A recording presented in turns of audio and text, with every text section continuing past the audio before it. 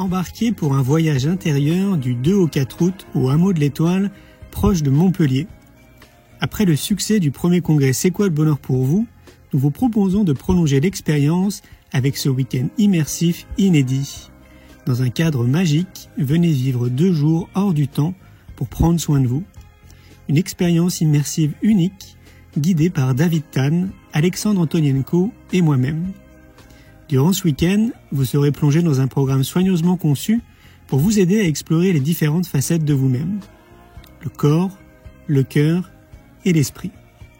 Que vous soyez en quête de sens, de transformation ou simplement curieux de découvrir ce que la vie a à vous offrir, que vous soyez seul, en famille ou entre amis, rejoignez-nous pour ce week-end inédit qui promet d'être une expérience inoubliable.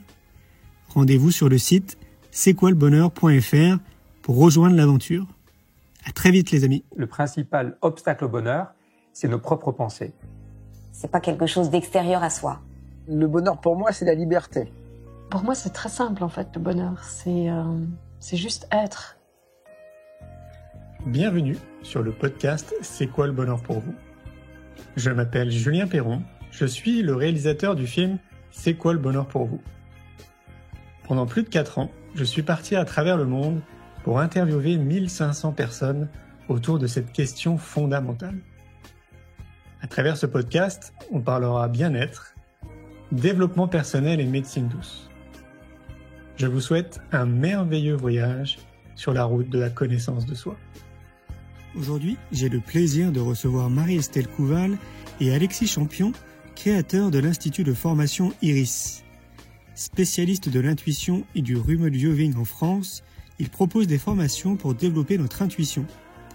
Développer son intuition, cela s'apprend. Pour cela, il existe un ensemble de règles de fonctionnement à connaître et à mettre en œuvre pour tirer parti de cette capacité intuitive et ainsi développer son intuition. Je vous souhaite une belle écoute.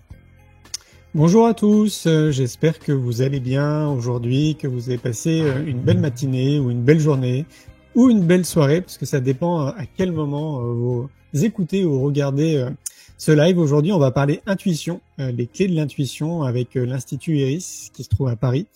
On a commencé un tout petit peu à discuter avec Alexis et Marie-Estelle et je leur disais que pour ceux qui me connaissaient, vous savez que moi j'écoute mon intuition depuis que je suis gamin et que tout ce que j'ai pu mettre en place à titre professionnel, ma vie de manière plus générale, est vraiment dirigé par cette écoute fine de mon intuition parce que j'ai pris cette habitude et que j'ai compris mes propres mécanismes pour être vraiment très sensible et réceptif à ça. Et c'est vrai que, comme je le dis très souvent, c'est mon meilleur guide dans la vie. Et donc, j'espère qu'aujourd'hui, on va pouvoir vous transmettre un maximum d'outils, de compréhension autour de l'intuition pour que vous aussi, de votre côté, vous puissiez cheminer avec ce merveilleux guide qui nous est propre à chacun. Alors aujourd'hui, on se retrouve sous l'écosystème C'est quoi le bonheur pour vous ? Vous savez peut-être ou pas, je vais vous le redire. C'est quoi le bonheur pour vous ? C'est devenu un écosystème, comme je viens de le dire, qui regroupe beaucoup d'outils. Donc il y a le film C'est quoi le bonheur pour vous ? Vous pouvez retrouver sur YouTube.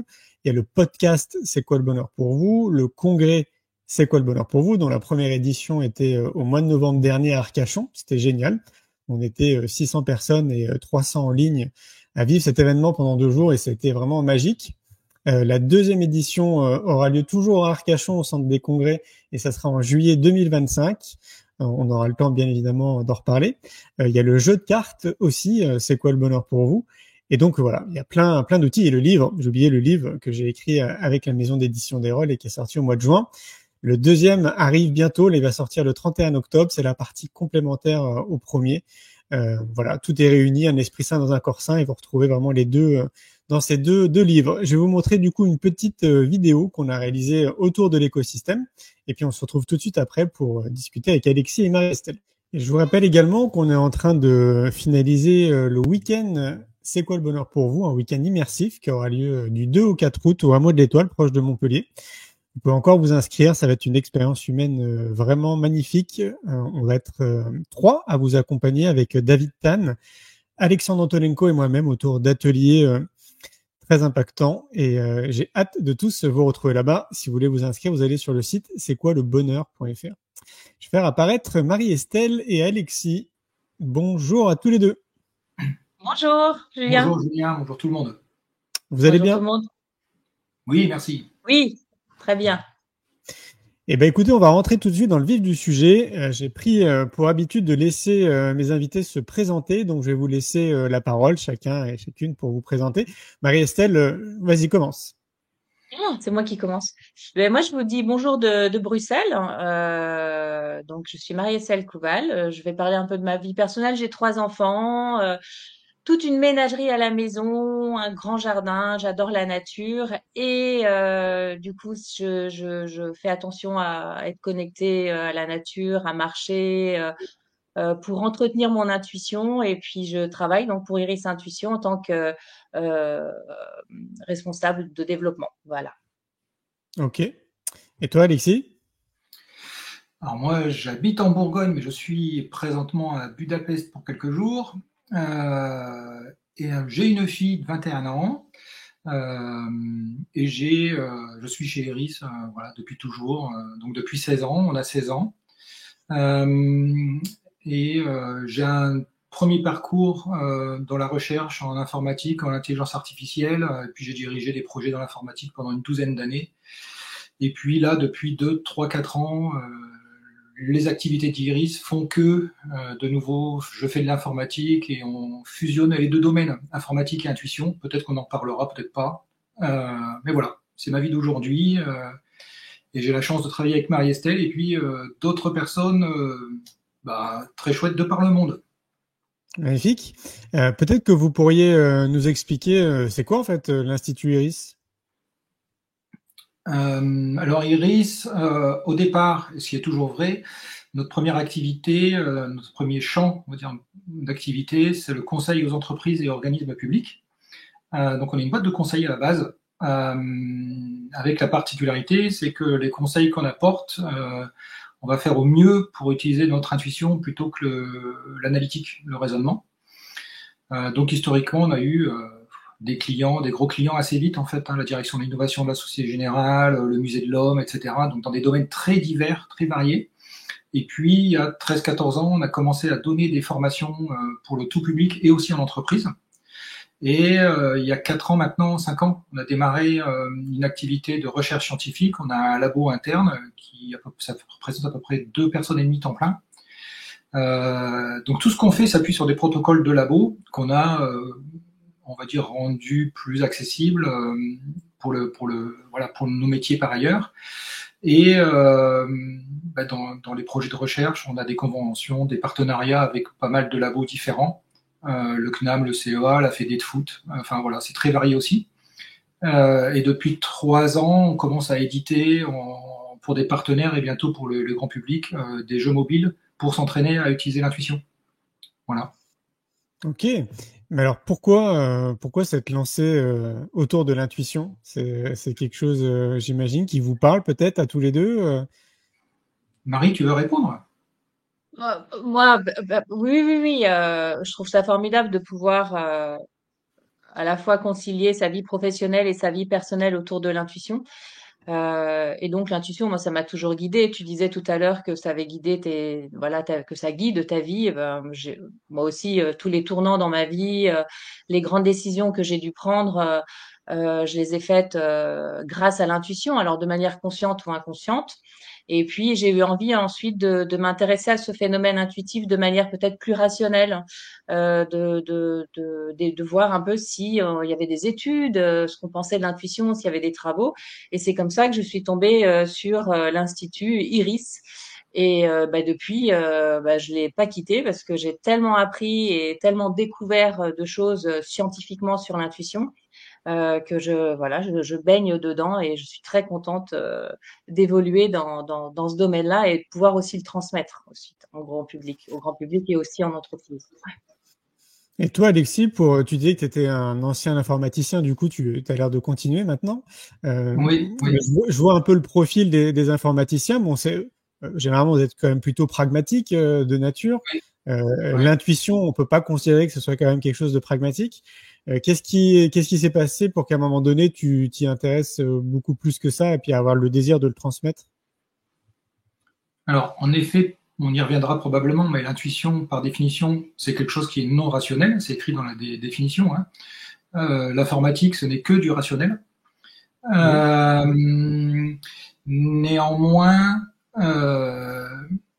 en plus, on est en plein dans la période de boom de l'IA, l'intelligence artificielle, mais bon, voilà, ça fait très longtemps que ça existe, mais on est en plein dedans, et ça fait écho à notre humanité, en fait. Hein.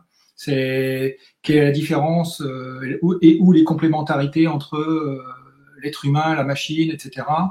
Et moi, donc il y a une vingtaine d'années, je m'intéressais, moi mon boulot c'était de modéliser la perception humaine et le comportement humain par des logiciels, des agents logiciels et des machines.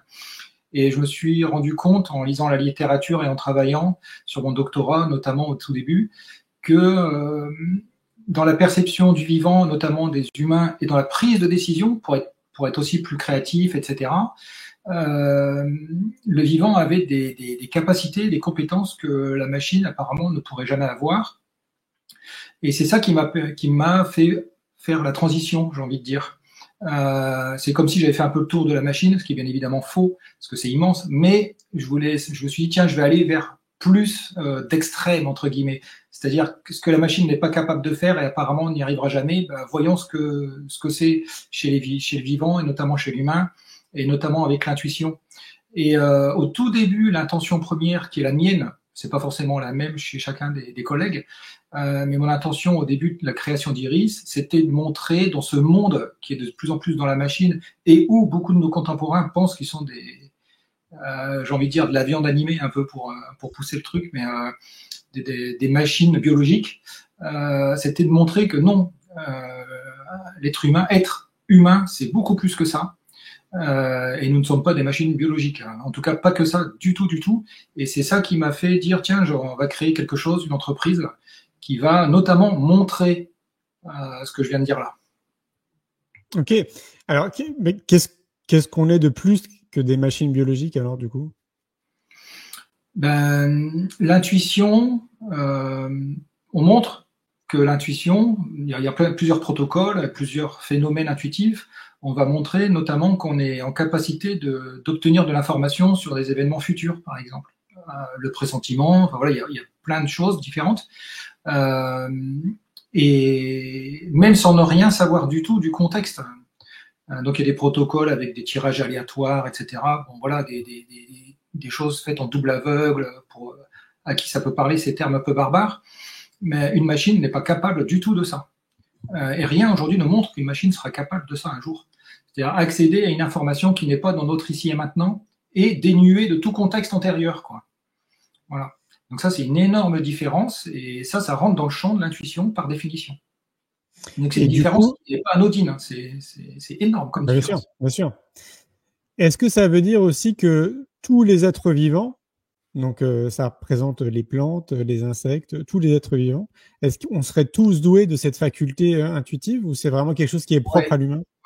Alors, c'est humain parce que c'est vivant, c'est propre au vivant, mais pas qu'à l'humain. Et on montre, oui, que les êtres vivants, entre guillemets, les plus simples, les amides, ou même les cellules, hein, par exemple les globules rouges, etc. Il y a des expériences, les plantes, bien sûr. Peu importe ce qu'on va regarder comme être vivant, on montre qu'il y a des phénomènes intuitifs. Donc de l'obtention d'informations de manière non raisonnée. Ouais. Okay. Alors, bien sûr, un être vivant très simple, comme une amibe, n'est pas doté de raison, il n'y a pas de cerveau, et néanmoins, on voit que ces êtres sont capables d'obtenir de la connaissance hors de leur environnement propre, et d'utiliser cette connaissance. Mais alors, du coup, cette information, elle arrive comment et comment on la capte? Alors là, on va rentrer dans... On a 8 heures. Là, il faut regarder, il faut s'intéresser à la physique théorique, la physique expérimentale. D'ailleurs, chez nous, la personne responsable scientifique du labo, Morvan Salès, c'est un astrophysicien spécialiste du temps. La physique dit qu'on ne sait pas ce que c'est que le temps, et un peu plus l'espace, mais le temps, on ne sait pas vraiment. Par contre, on sait ce que ça n'est pas. Et on sait que ce n'est pas linéaire, ce n'est pas que du passé vers le futur, quoi. Ça, c'est sûr. Donc ça ouvre des portes à la compréhension de ce qui se passe au niveau de l'intuition. On sait beaucoup de choses, mais il y a encore plus de choses qu'on ne sait pas. On voit le phénomène, on voit que ça fonctionne, on voit qu'on est capable de percevoir dans le futur, par exemple. Mais le comment, le pourquoi, il faut vraiment s'intéresser aux structures fondamentales de l'univers, quoi. Et notamment ce qu'on remarque, alors notamment au niveau subatomique, le temps et l'espace, non, ça n'existe pas du tout comme nous on le vit, par exemple. Notamment dans certaines modélisations physiques, modèles physiques en quantique et autres, on peut enlever la variable temps et les équations fonctionnent toujours. Mais est-ce que toi, tu as ta propre idée? Je ne sais pas si j'ai une idée. Moi, ce qui m'intéresse, c'est la science. Alors, mon idée, c'est scientifique, donc j'ai beaucoup d'inconnus encore. Mais ce que je sais, c'est que fondamentalement, l'humain, une partie de nous, c'est une façon de le dire, est présente dans tous les temps et tous les espaces. C'est ça que ça semble nous pointer très, très fortement. Ok. Alors, moi, je vais te donner mon idée. Oui. Moi, j'ai l'impression. Ça commence à voir. Moi, j'ai l'impression que c'est donc de l'ordre de l'information pour l'imager, ok? Que cette information, que c'est de l'énergie, un peu comme des ondes, par exemple, tu sais, pour un transistor ou un poste radio, et que un peu comme d'ailleurs, hein, c'est une bonne image, un poste radio, tu sais, on a un récepteur, et donc on serait capable en fait de recevoir des ondes. Et donc de recevoir cette information. Ouais, alors on sait depuis 1976-77, suite à une succession d'expériences scientifiques, et en 76-77, c'est la fin du débat là-dessus, et donc de cette modélisation émetteur-récepteur, on sait que ça fonctionne différemment. On n'est pas dans de l'énergie, on n'est pas dans émetteur-récepteur. On est dans de l'information pure, et là je parle d'un point de vue mathématique et physique. Donc en fait, il n'y a pas ce n'est pas une communication avec émetteur-récepteur, notamment pour s'en rendre compte. Si par exemple tu étais très loin, imaginons que tu vas sur très loin, façon de parler, mais imaginons que tu vas sur Mars, Marie-Estelle et moi on reste ici. Si l'intuition passait par les ondes, ça mettrait un certain temps pour arriver de toi à nous. Imaginons qu'on te perçoit intuitivement à distance, ça mettrait un certain temps pour arriver. Or, on montre en labo que c'est instantané. Il n'y a pas de temps qui s'écoule entre ce qui est perçu et l'agent qui perçoit. Donc, on n'est pas c'est une façon de montrer, mais il y en a plein d'autres cumulatives. C'est une façon de montrer qu'on n'est pas dans un système de communication ou de transit d'informations entre émetteurs et récepteurs. Donc, ça serait quoi? Ça serait, comme tu le soulignais, qu'on aurait cette possibilité d'être présent dans plein d'espace-temps au même moment? C'est ça que ça souligne très fortement. Ok. Et donc, il faudrait peut-être l'éclaircir pour les gens qui nous écoutent ou qui nous regardent. Ça veut dire quoi, en fait, être présent? Parce que ça peut être confus, tu vois, de se dire comment je peux être présent dans plusieurs espaces-temps alors que moi, je vis quelque chose de très terrestre, là. Ouais, alors, c'est vrai que intellectuellement, analytiquement, c'est loin d'être évident. Il y a quelque chose à accepter comme étant un fait, déjà. C'est comme se dire, tiens, j'ai deux bras, pourquoi, comment, voilà. La physique nous dit, oui, et les recherches sur l'intuition nous montrent que, oui, on est capable d'obtenir de l'information sur différents espaces, différents temps. Ok, on acte. Après, le pourquoi du comment, c'est une autre question, bien évidemment. Alors, je vais le formuler différemment. Est-ce que ça veut dire que là, moi, aujourd'hui, si j'ai envie d'être en Californie et rejoindre une copine, est-ce que je peux? Alors, par la conscience, oui. C'est-à-dire que tu peux avoir conscience de ce que fait la copine en question, par exemple. Tu peux percevoir les odeurs, les couleurs, les mouvements. Et si tu pousses un peu le process, on va dire... tu es de plus en plus attentif à ce qui se passe, tu peux aussi percevoir ce que la copine en question est en train de penser, par exemple. Mais physiquement parlant, tu n'y serais pas. C'est-à-dire que par la pensée, on va dire ça comme ça, on est capable, donc par le fait d'être conscient des choses, on va être capable d'obtenir ce type d'information. Si je peux donner une métaphore, par exemple, mais c'est qu'une métaphore, là, je perçois en regardant mon écran et en vous voyant tous les deux, Marie-Estelle et toi, Julien, ok, je vois ce qu'il y a devant moi, j'ai conscience de ce qu'il y a devant moi par ailleurs, ce qu'il y a derrière moi existe. Et si je veux en prendre conscience, il faut que je change de focus, d'attention. C'est-à-dire, tiens, je change et je vais porter mon attention sur ce qu'il y a derrière. Et là, maintenant, j'ai conscience de ce qu'il y a derrière moi. Mais néanmoins, ça existe toujours. C'est présent, même si j'en ai pas conscience ici et maintenant, quoi, quand je vous parle. Donc, on peut focaliser notre attention et notre conscience sur tel ou tel point de l'espace-temps, et là, on va obtenir de l'information. Est-ce que c'est ce qu'on appelle, tu sais, en anglais, le remote viewing? Alors, remote viewing, c'est un protocole de laboratoire qui va mobiliser l'intuition. Après, je laisse parler Marie-Estelle aussi, parce que là, il ne faut pas me poser des questions. Non, vas-y, mais ça commence très très fort. Hein. Je laisse parler, moi. Moi, je suis bien là. Le remote viewing, il y a 3 points. C'est un protocole de laboratoire. Souvent, on peut lire, c'est une capacité, etc. Non, c'est une méconception du terme. C'est un protocole de labo en 3 points. On définit une problématique, une question qu'on va se poser ou quelque chose qu'on veut savoir. On se pose une question, par exemple. Et puis, par exemple, qu'est-ce qu'elle est en train de faire ta copine maintenant, par exemple. Le deuxième point du protocole, c'est on ne connaît pas l'énoncé de la question. Donc, par exemple, je pourrais te demander d'aller prendre conscience de ce qu'est en train de faire ta copine maintenant, ou il y a 10 ans, ou dans 10 ans, mais je ne te dis pas l'énoncé. Je te dis juste, tiens, il y a une situation, donne-moi de l'information sur cette situation. Et le troisième point, donc en fait, le remote viewing implique qu'on est en aveugle par rapport à la question posée. Et le troisième point du remote viewing, pour que ce soit du remote viewing, c'est qu'il y a obligation d'être capable d'objectiver ce qui a été produit. C'est-à-dire de comparer la production d'informations avec la question de départ. Donc ça veut dire imaginons, on filmerait ou on demanderait à ta copine ce qu'elle est en train de faire. Et toi, en parallèle, tu portes ta conscience en utilisant ton intuition pour savoir ce qu'elle est en train de faire. Et à la fin, on regarderait le film et de ce qu'elle raconte, de ce qu'elle a fait et on comparer avec ce que tu as produit. C'est-à-dire que le remote viewing implique qu'on doit être en capacité d'analyser objectivement ce qui est produit. Et si on arrive à faire ça, clairement, par définition, on montre que c'est notre intuition qui nous a apporté les informations de réponse. Ok. Ça me fait penser à un film, alors je ne sais pas si vous la connaissez, Caroline Cory.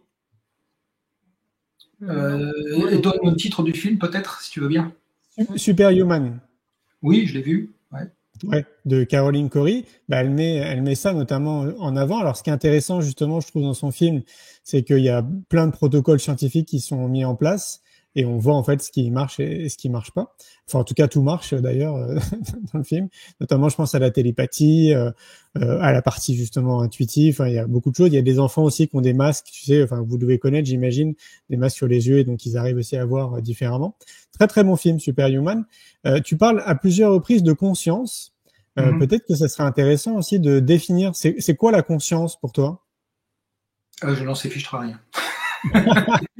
Okay. La définition de la conscience, elle est très vague. Il n'y a pas de définition dans le dico, il y en a une, mais c'est vraiment lâche, c'est large, c'est presque vague. Et en plus, en français, en anglais, par exemple, il y a plus de termes pour parler de conscience. En France, c'est assez pauvre. Conscience, je sais, c'est pour moi. Alors là, je peux donner une définition perso. C'est tout ce qui est. Tout ce qui est conscience, mais ça, je le déduis de ce que nous dit la physique par ailleurs. Okay. Les physiciens d'il y a 100 ans disaient l'univers commence à ressembler beaucoup plus à une pensée qu'à une machine, par exemple. Ok. Alors, je te pose cette question, elle n'est pas anodine, parce que ça me fait penser à un jeune homme dont j'ai perdu le nom et le prénom, mais je pense qu'on peut le retrouver très facilement sur Internet.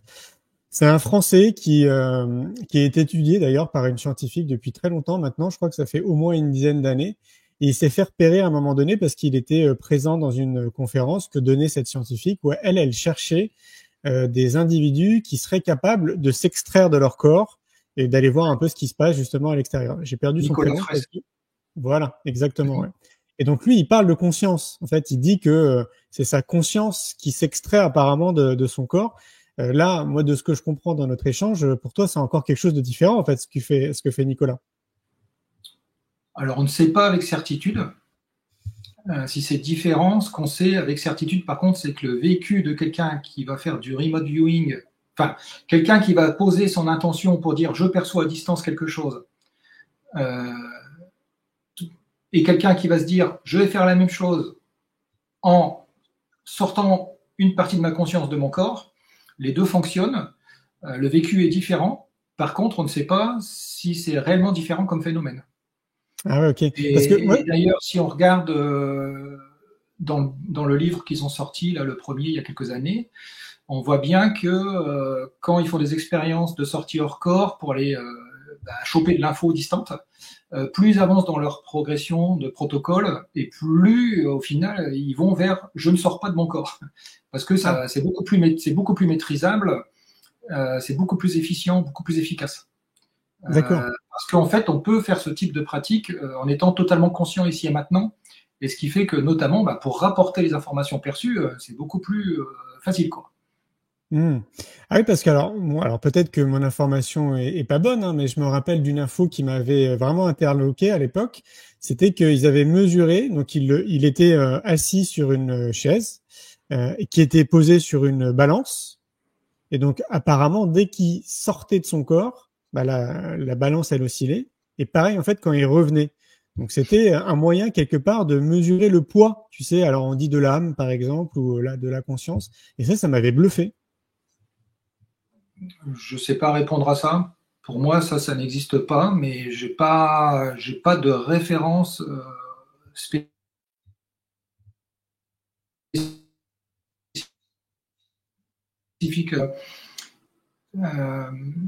Oui, je sais pas quoi répondre là, hormis les synthèses que j'ai lues ou ce que je vais redire la même chose. Qu'on dise qu'on sorte de notre corps et qu'on a ce ressenti subjectif ou qu'on ne le fasse pas, ça fonctionne. Donc, ça veut dire que, à minima, il n'y a pas besoin d'avoir la sensation ou l'effet de sortir du corps.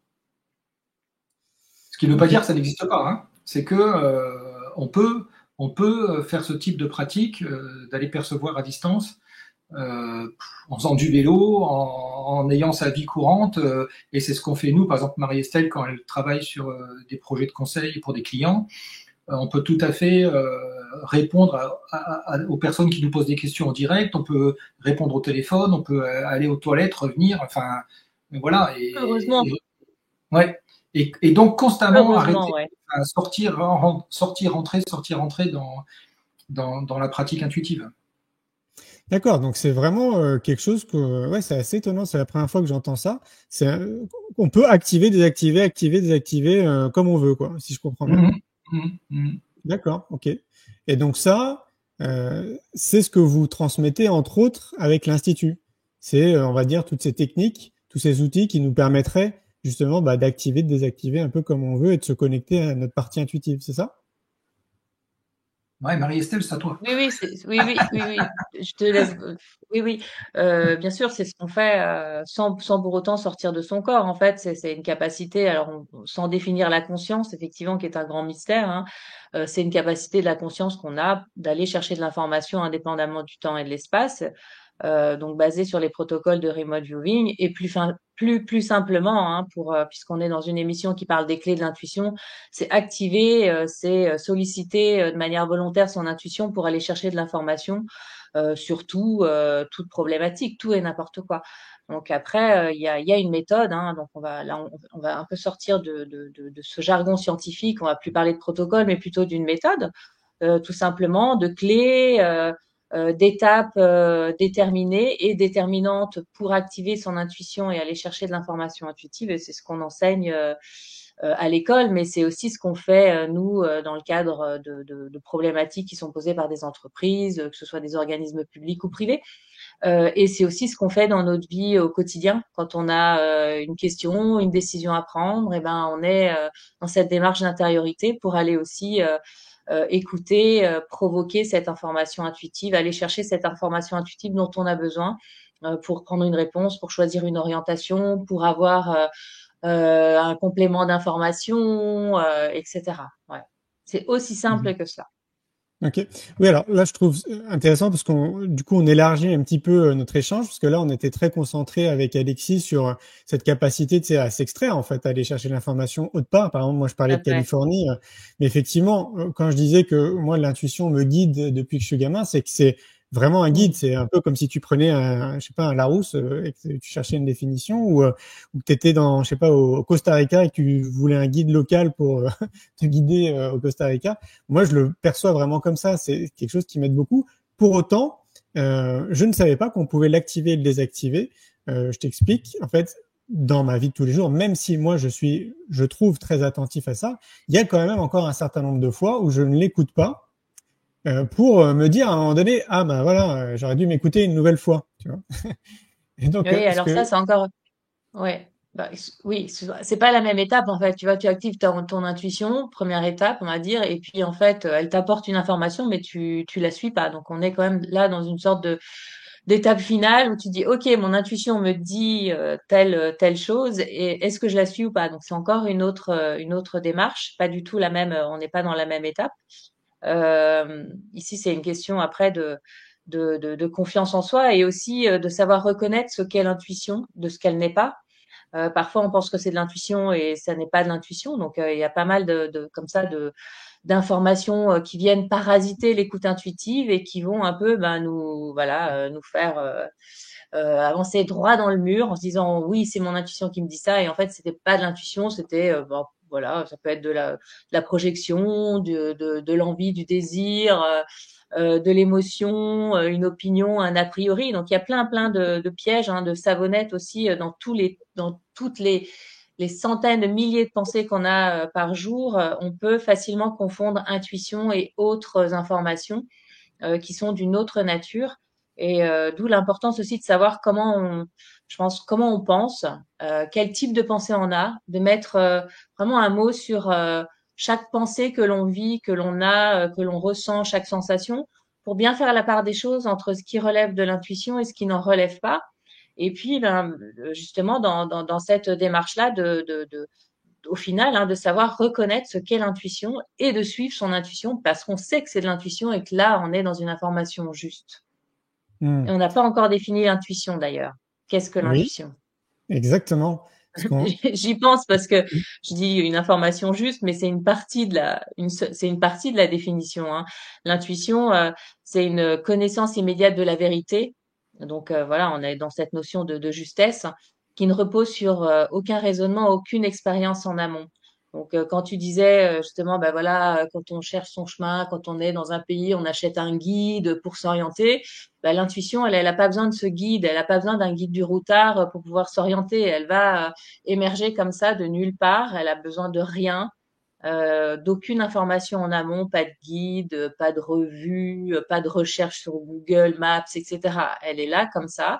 Et c'est ça qui est précieux, c'est qu'en fait, on peut voyager comme ça sans guide et avoir finalement des informations pour s'orienter.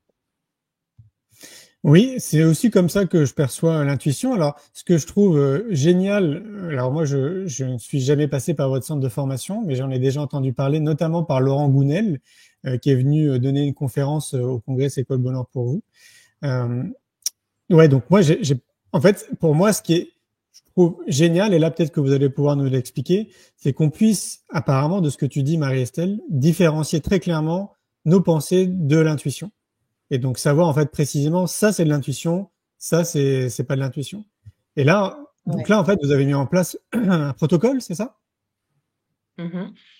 Mis en place, oui, en fait, ça fait partie de la méthode qu'on enseigne. Elle repose sur beaucoup de clés, dont ce fameux tri mental des informations, des sensations, des perceptions qu'on peut avoir. Pendant le temps où on intuite, hein, ou même dans son quotidien, c'est super important aussi de pouvoir mettre un nom, de pouvoir identifier quel type de pensée on a à l'instant T quand on interagit avec quelqu'un ou quand on perçoit quelque chose, de se dire tiens, mais là je suis en train d'interpréter, je suis en train de projeter, je suis pas du tout dans la démarche intuitive parce que c'est mon intellect qui domine en fait ma façon de penser à l'instant T, et puis d'arriver à discerner d'autres types d'informations, notamment les informations intuitives, qui, elles, ne surgissent ou viennent comme ça sans reposer sur quoi que ce soit, sans aucune source en amont, sans lien logique entre elles. Et donc, donc l'importance ici d'être attentif, de conscientiser et de savoir comment on fonctionne. Et ça fait partie, oui, de l'apprentissage qu'on propose lors des formations. Et Laurent a appris tout à fait à trier ces informations, à conscientiser déjà toutes les informations qui lui traversaient l'esprit et le corps pendant qu'il recherchait une problématique intuitive, et pour ensuite, à la fin, juste avoir, on va dire, l'essence même, hein, l'intuition, l'information objective, l'information intuitive. Et puis mettre de côté tout ce qui n'est pas de l'intuition. Alors, pour moi, c'est une bonne transition, tout ce que tu dis. Ça me fait penser au domaine de la connaissance de soi. Moi, je trouve qu'on est dans une société, donc je vais parler pour la France. Hein. Là, c'est marrant, on est en France, Bruxelles et puis donc Budapest, hein, c'est ça que tu disais, Alexis? Ouais. Je trouve qu'en France, 80% peut-être de la population est très dans le cerveau. C'est-à-dire, on est vraiment dans les connaissances, dans le savoir, et très très peu dans notre connexion avec notre corps. Et moi, ce que je pense, c'est que l'intuition, elle passe aussi quand même beaucoup par le corps. Donc, la question qui me vient, c'est comment on fait, parce que vous le transmettez, comment on fait pour transmettre à un public qui vraisemblablement est complètement déconnecté de son corps, parce que tout est très cérébral hein, dans notre société, pour les rendre beaucoup plus ouverts à ce type de perception. Alexis, tu veux répondre? Comme tu dis là, Julien, à l'instant, c'est que non seulement l'intuition passe par le corps, mais on montre, la recherche en labo montre que l'intuition passe tout d'abord par le corps. Elle va s'exprimer systématiquement et en premier lieu dans le corps. Par des mouvements internes qui sont souvent des micro-mouvements, donc on n'en a pas conscience, mais on peut apprendre à en avoir conscience, surtout si on sait que ça se produit. Le plus commun dans les mots qu'on va utiliser en français, c'est genre le ressenti des tripes, voilà, c'est l'estomac et les intestins qui vont se contracter, se décontracter, et l'intuition peut s'exprimer par ce biais et va le faire. Et ensuite, l'intuition, elle va s'exprimer par tous nos sens. Donc, la vue, l'ouïe, le goût, etc. Donc, si on veut mobiliser notre capacité intuitive, notre intuition de manière efficiente, pour que ça fonctionne, on est obligé, dès qu'on pose l'intention de mobiliser notre intuition, de la convoquer, d'être attentif à ce qui se passe dans le corps, et ensuite d'être attentif à ce qui se passe au niveau des sens, et si on veut avoir de l'info et que ça continue, on va dire qu'on n'est pas juste un pouf pouf et hop, le flow se tarit de suite. On va être obligé de se mobiliser par des questions. Les odeurs, c'est comment, les couleurs, c'est comment, les goûts, c'est comment, etc. Si on veut savoir quelque chose intuitivement, que ce quelque chose soit sensoriel par nature ou pas, on est obligé de se lancer. C'est une sorte de rampe de lancement, on va dire, en utilisant tous nos sens. Donc on est obligé, dès le départ, de mobiliser notre corps, d'être attentif à ce qui se passe et de questionner. Alors c'est vrai qu'on se rend compte que c'est pas forcément évident pour tout le monde tout de suite, parce qu'il faut être à l'intérieur de soi pour un minimum ressentir les choses. Et il y a un autre biais dont on se rend compte assez vite, c'est que bien qu'on ait le vocabulaire pour s'exprimer la plupart du temps, c'est du vocabulaire dont on a perdu l'usage, c'est-à-dire qu'on utilise très peu de vocabulaire sensoriel dans notre vie courante. Et même si on arrive assez vite à se mobiliser, à déclencher des perceptions sensorielles, etc., parfois on va se retrouver dans des petites difficultés d'usage, on va dire, parce qu'on ne va pas réussir à mettre des mots et à exprimer ce qu'on vit, etc. Et ça, on sait que exprimer tout ce qui est vécu, c'est très favorisant aussi. Mais voilà, c'est une condition sine qua non au départ pour lancer l'intuition et commencer à progresser au niveau de la pratique intuitive. C'est mobilisation, prise de conscience, questionnement, expression de ce qu'on vit au niveau sensoriel. Et du coup, dans le profil... Ouais, pardon. Vas-y, complète. Ouais. Juste par rapport à ce que tu as dit, Julien, au début, quand tu disais que la plupart, 80% qu'on est dans notre société à nous, on est plus connecté au cerveau qu'au corps. Et les gens qui viennent sont conscients de ça, en fait. Enfin, vraiment, quand on a un petit questionnaire qu'on leur fait remplir pour les connaître, pour connaître leurs motivations, leurs besoins. Et dans la plupart des cas, on a toujours ces témoignages de personnes qui sont conscientes d'être dominées par leur intellect et qui ont envie d'aller voir ailleurs en fait, hein, de réfléchir autrement, de percevoir autrement, de se reconnecter à leur corps et surtout à leur intuition. Et elles sont complètement conscientes que ça se passe pas là dans la tête, mais vraiment dans tout le corps. Elles parlent de sensations, d'intuition, de ressenti. Donc on est vraiment dans cet aspect sensoriel, corporel. Et ces personnes ont envie de se reconnecter à ça. Ok, mais c'est bien parce que ça répond à la question que j'allais poser. Ah ben voilà. C'est parfait. Parfait. Suivante. C'est ça. Et donc c'est, j'ai envie de dire, monsieur et madame tout le monde, hein, qui à un moment donné peuvent venir dans votre institut. Est-ce que quand même, enfin, dans le lot de toutes ces personnes, moi je me laisse sous-entendre qu'il y a forcément une grande majorité de personnes qui sont déjà, tu sais, ce qu'on appelle en chemin vers soi, qui sont déjà en train de s'intéresser à eux. C'est pas monsieur et madame tout le monde qui n'a aucune connaissance de soi qui va dire bah tiens, je vais aller comprendre ce que c'est l'intuition. Je pense que c'est des gens qui sont déjà en chemin, non? Quand on est dans les formations tout public, c'est-à-dire on ouvre une formation sur une semaine, les personnes viennent, et bien oui, comme tu dis, elles sont volontaires, elles ont fait un choix de venir, donc il y a un chemin qui est déjà existant. Par contre, en parallèle, quand on fait quelque chose dans un contexte professionnel, où là les gens ne sont pas forcément, n'ont même pas forcément connaissance en amont de ce qu'ils vont faire pendant une journée de séminaire, par exemple, là c'est un peu différent. Et on voit qu'effectivement, on en parle assez souvent avec Marie-Estelle, quand c'est en entreprise, pas toujours, mais il y a plus de préparation en amont, on va dire, prise de conscience des choses, parce que voilà, il y a pas forcément ce bout de chemin plus ou moins long déjà fait en amont. Oui. Oui. C'est moins, ça prend plus de temps. Oui, voilà. Ça prend plus de temps. On est obligé, nous, à la fois les gens et nous, quand on anime, de se mobiliser plus, quoi. Et oui, forcément. Mais par contre, j'imagine que les résultats sont les mêmes, in fine. Au bout du compte, oui. Okay. Pas pour finir juste sur ça, mais en entreprise, pour du tout public, faire une formation de 5 jours, c'est très largement jouable. En entreprise, souvent, c'est une demi-journée, une journée. Donc, ah oui, ok. Oui, c'est quand même pas pareil. Oui, parce que c'est vrai, on est quand même dans une société très sceptique, hein. Moi, je trouve, alors un peu plus dans d'autres pays, on est un peu plus ouvert, mais en France, je trouve qu'on est dans une société qui est très sceptique, de par notre conditionnement. Donc, c'est pour ça que je vous disais ça. Je pense que c'est vraiment des gens qui sont déjà d'une forme d'ouverture. Mais c'est intéressant de savoir que tu débarques dans une entreprise avec des gens qui sont avec des idées quand même peut-être, j'imagine, très arrêtées, et qu'au final, bah, tu arrives exactement au même résultat. Ça, je trouve ça chouette. Là, demain, par exemple, en nous écoutant, il y a quelqu'un qui a envie d'aller se former dans votre institut. Il fait comment?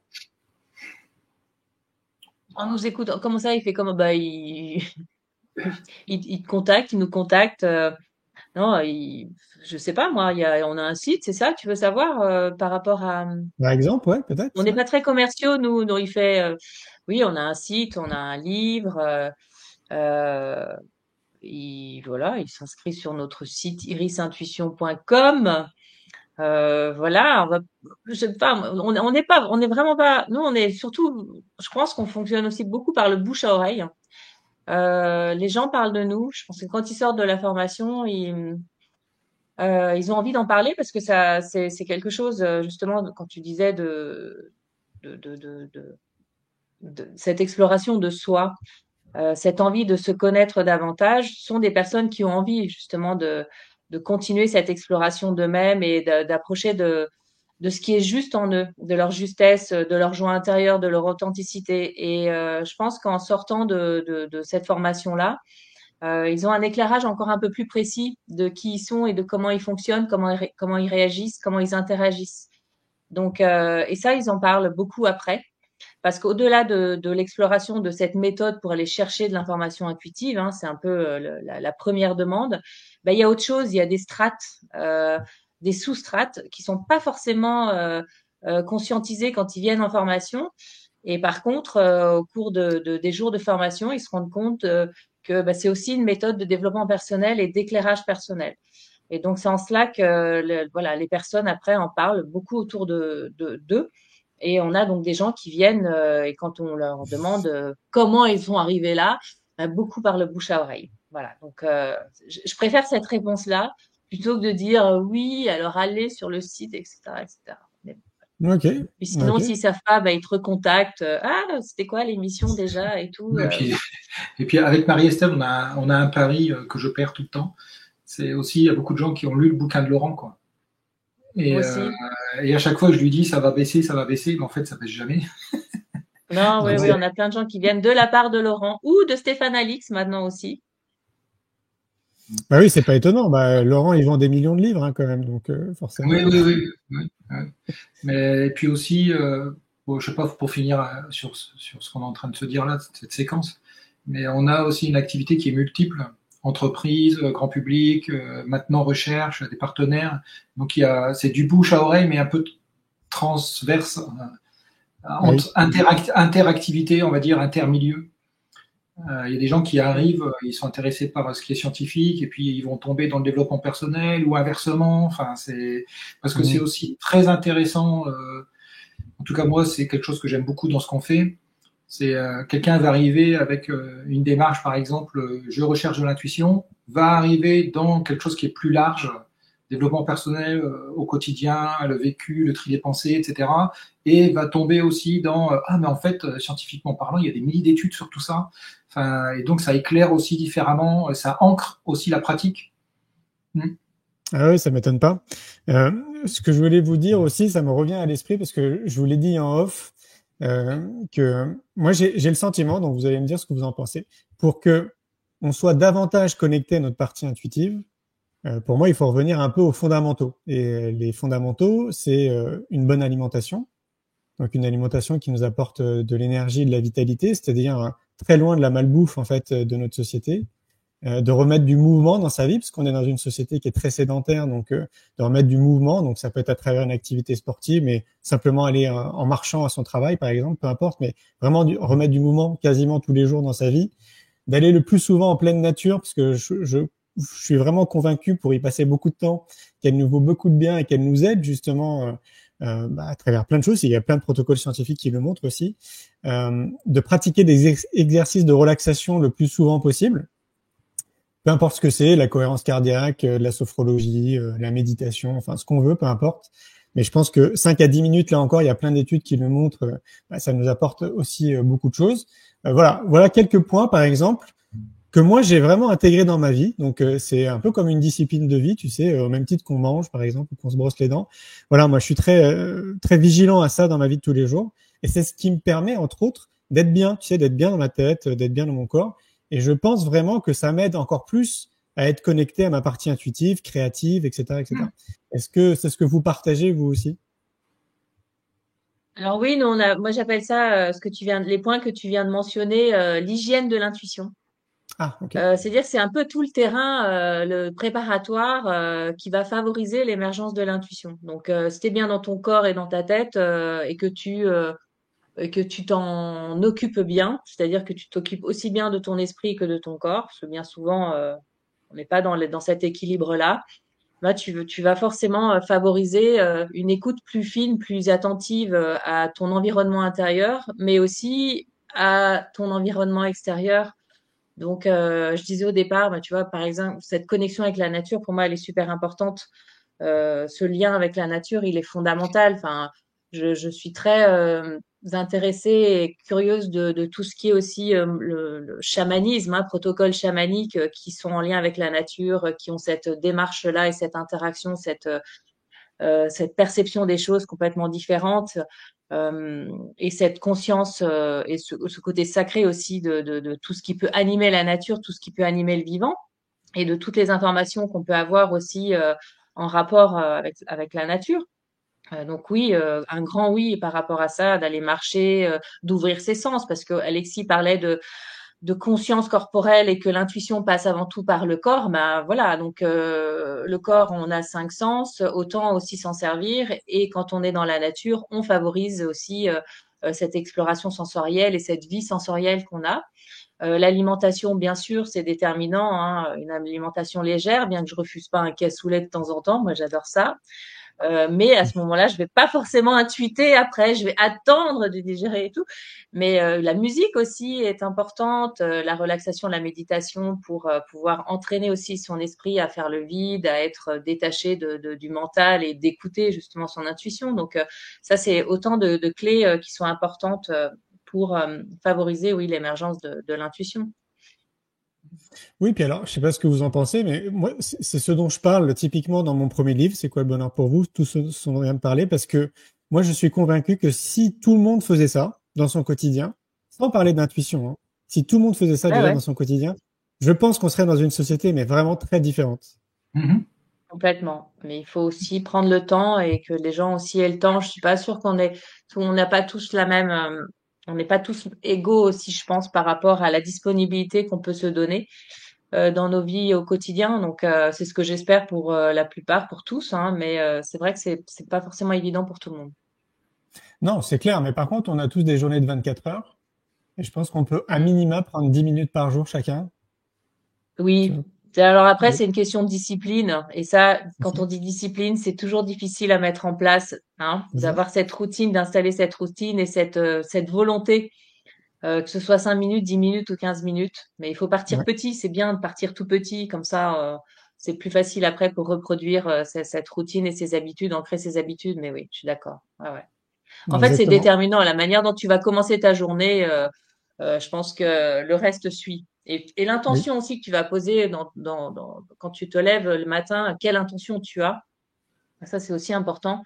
Quelle intention tu donnes à ta journée, à toi-même par rapport à ta journée, quels que soient les événements qui arrivent, c'est de rester focus sur cette intention-là, je pense. Ça mange pas de pain, ça coûte rien. Et alors là, pour le coup, ça prend vraiment pas de temps, hein. Juste poser l'intention du jour. Waouh, ça aussi, je pense que ça donne la mécanique après de ta journée et ça change toute ta perception que tu peux avoir par rapport aux événements qui se déroulent. Ouais. Bien sûr, ouais. Alors, bah, je sais que vous me connaissez pas, mais en parallèle de mes activités liées au monde de la connaissance de soi, je mets beaucoup d'énergie dans le monde de l'éducation. Ça fait une dizaine d'années que je suis très investi.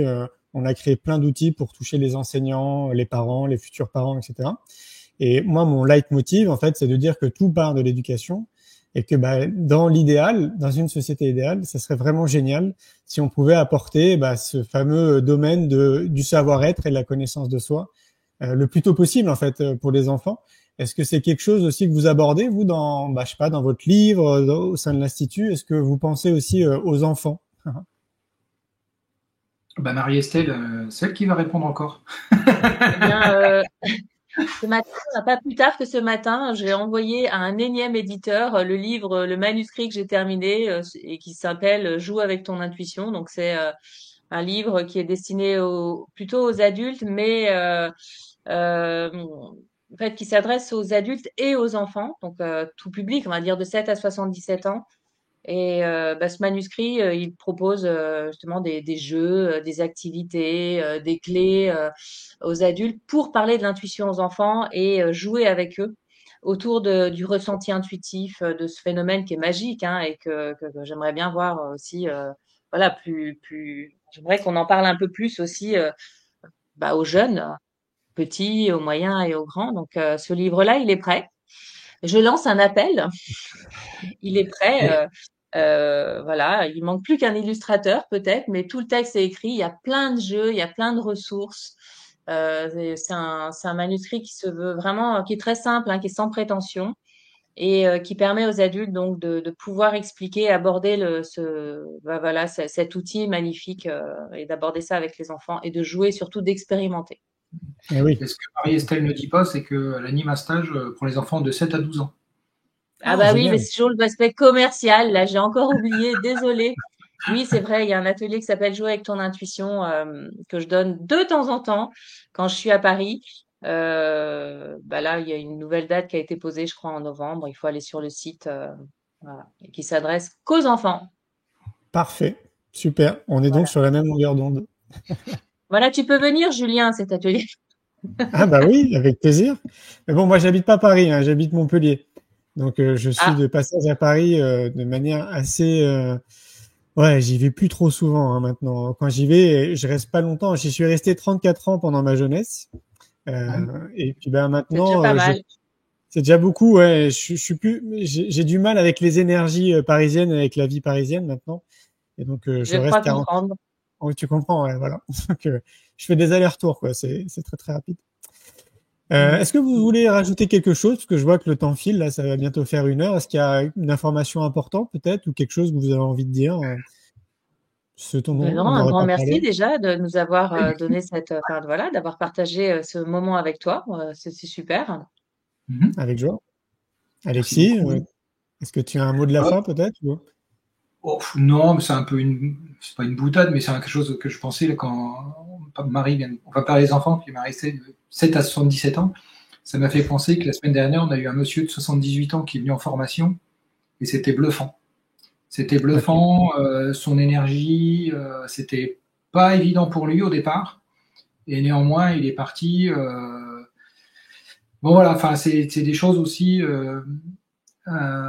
pour tous les âges. Au départ, nous, on n'imaginait pas que ça allait toucher autant de personnes, de tant de milieux, de tous les âges. Bon voilà, c'est juste ce qui me venait. Et bon, il n'est pas là, le monsieur en question, mais de le remercier en fait lui aussi, quoi. D'encore avoir cette envie à cet âge-là, cette dynamique, et de suivre tout le groupe pendant 5 jours. Et voilà. Ouais, il était en pleine forme. Lui, il devait avoir une belle routine, hein. Oui, Ah, oui. chouette. Bon voilà, c'est tout. Je Ouais. pensais à lui et je me dis, il y a aussi ces personnes qui, le monde change, et il y a des gens, on observe avec grande joie de plus en plus, peu importe les âges, en fait, qui s'ouvrent et qui font plein d'autres choses qui n'existaient pas il y a 50 ans, en fait. Bien sûr, Mhm. ouais, c'est clair. Je le vois moi aussi, hein, dans ma vie, perso et pro. Et je dis très souvent que c'est génial parce qu'en fait, on peut reprendre les rênes de sa vie à n'importe quel moment. Et ça, Mhm. je trouve que c'est très encourageant. Mm.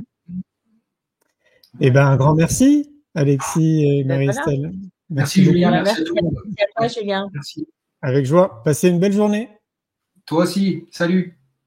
À bientôt. Ciao, Au ciao. revoir. Au Ouais, à revoir. bientôt. Et voilà, mes amis, c'était Alexis et Marie-Estelle de l'Institut Iris qui se trouve à Paris et qui forment à l'intuition, en tout cas à être beaucoup plus attentifs à notre partie intuitive.